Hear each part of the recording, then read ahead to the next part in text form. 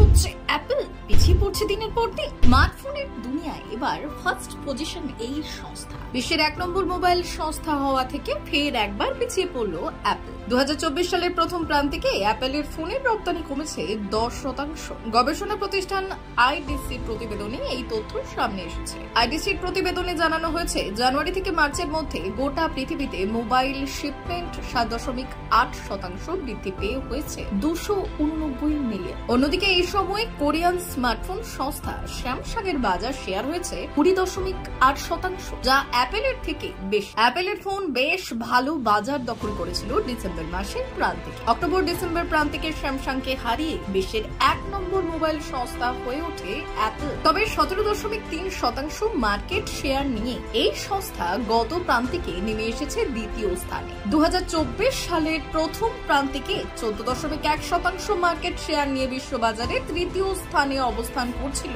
চীনা mobile brand Xiaomi. এই সময় বাজার শেয়ার বৃদ্ধি পেয়েছে হুয়াওয়ের মতো অন্যান্য চীনা ব্র্যান্ডের। 2024 এর শুরুতেই স্যামসাং বাজারে আনে গ্যালাক্সি S24 সিরিজের ফ্ল্যাগশিপ স্মার্টফোন। এই সময়টাতে স্যামসাং রপ্তানি করে 60 মিলিয়নেরও বেশি ফোন। এই একই সময় অ্যাপলের পক্ষ থেকে রপ্তানি করা হয় 50.1 মিলিয়ন আইফোন। গত বছর শেষের দিকে অ্যাপলের পারফরমেন্স যথেষ্ট ভালো হলেও নতুন বছরে স্মার্টফোনের বাজারে আধিপত্য দেখাতে শুরু করেছে স্যামসাং।